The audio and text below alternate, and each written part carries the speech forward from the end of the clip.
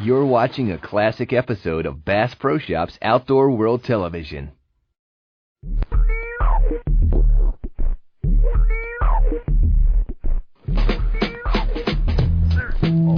knew there'd be one right there. Forget E equals MC squared.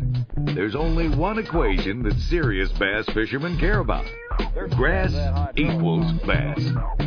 You'd be hard-pressed to find a better fish holding cover than aquatic vegetation. So what did Outdoor World Television decide to do? We decided to devote an entire segment to grass fishing.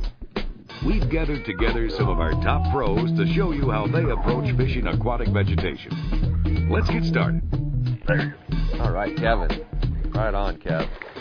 2001 Bassmasters Classic champion Kevin Van Dam knows a thing or two about fishing grass.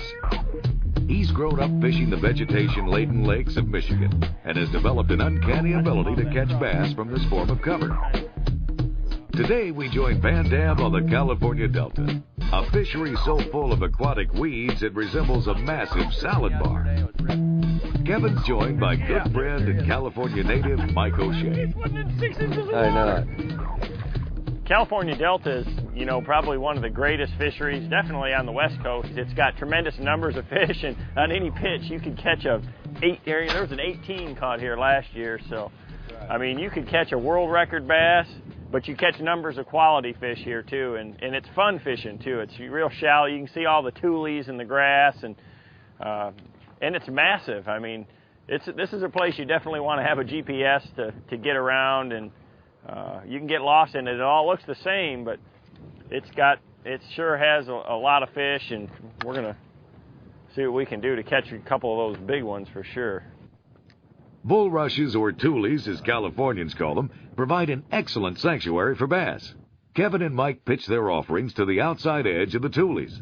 As the tide pulls the water from the delta out to the San Francisco Bay, it moves bass to the edges of the vegetation, where anglers can easily exploit them. There he is, Kevin. Right there. Oh, see, they love that red shad trod tube. Kevin's one of my favorite baits here. Pitching the grass is without a doubt a deadly technique, if you do it right. For this style of fishing, the proper presentation is crucial to success. The key to any flipping or pitching presentation is your bait has to sink to the bottom on a slack line. That's how you get the best action out of it, and it's going to fall straight that way. If you're flipping something that's 3 or 4 foot deep, if you pitch it out there and your line's tight, your bait swings back towards you. So you want it to fall naturally and straight down right at the target. So I always like to finish my pitch with my rod up at about 11 or 12 o'clock. That way I got plenty of slack to follow that bait down all the way to the bottom. As the tide turns and begins to come in, the bass are pushed into the tule fields. Now what do? Well, you go right back in there for them, of course. There, he's got it. Got it. Yeah, baby. Yeah, Kevin. You wanted pumpkin chartreuse? Yeah, you did. That's a good one right there. Yeah.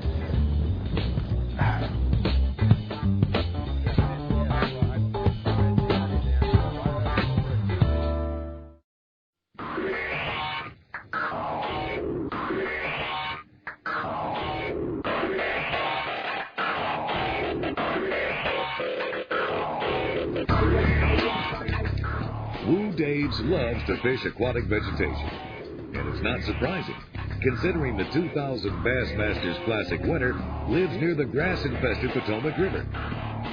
Woo's honed his craft on the Potomac and will show you some of his tricks for pulling bass from the grass. I like to fish the paths when the water's up a little bit when it starts to fall. And you've got a lot of stems and stuff here, and up in this shallow water, I think it draws some heat and everything, but it gives the fish a good shady place to get under and hide, especially in the middle of the day or on a bright sun day like this. Right now, when we got bright sun, they'll pull up in here.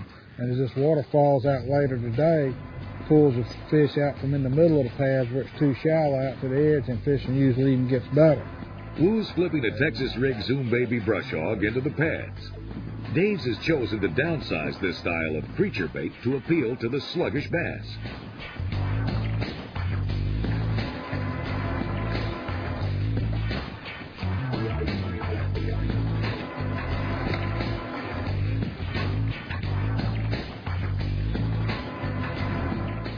After catching his share of padfish, Boo moves to a large grass bed known for producing numbers of quality fish.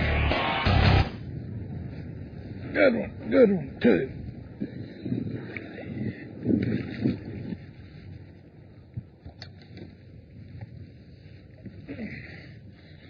There's a nice 4-pound fish. See how thick and healthy he is. We're on low tide right now, so I'm just concentrating on the very outside clumps of grass where the deepest water is. We're under a cold front condition, and I'm trying to use real subtle bait here. It's just a little zoom centipede with a light sinker, 10-pound strand line. I'm just throwing it over there and letting it sink down by those grass clumps and wiggling it through there real slow. Oh yeah, oh yeah, another nice grass fish. Hey, under daddy. Look how fat that one is and healthy. Not quite as big as the other one, but still a pretty good fish for a tournament. I'd like to have him to weigh him in.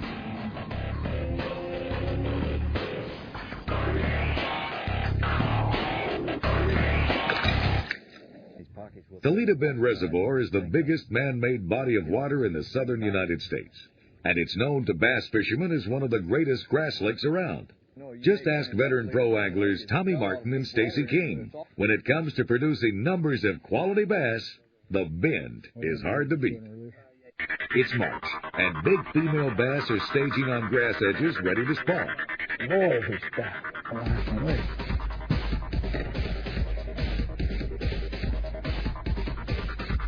That's a fat Toledo Bend chunk right there. Look at that. Keeping your boat in the proper position is really important. I'm trying to keep the boat out over the hydrilla grass in 6 to 7 feet of water, and what I'm doing is watching my depth finder and make sure I'm staying in 6 to 7 foot, and I'm watching for the hydrilla grass on the depth finder to make sure I'm over it. And then casting the Carolina rig up on these little sandy points and working it, casting into 4 feet of water and working the lizard back to the inside edge of the grass very slowly. And once I make contact with the grass with my sinker, I'll sit there and shake the Carolina rig until we get a strike. There's one.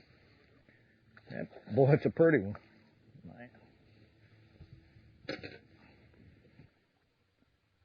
How about it? That is a nice one. He come out of the grass, he's a little bit deeper out there. Ate that lizard.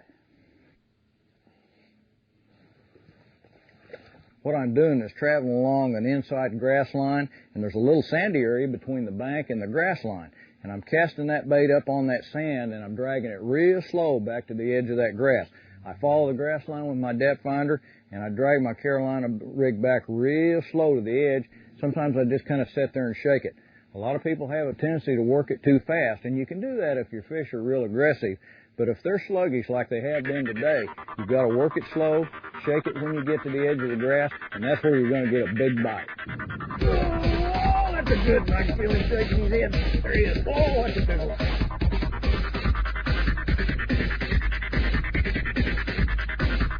Come up here. Now, run that boat.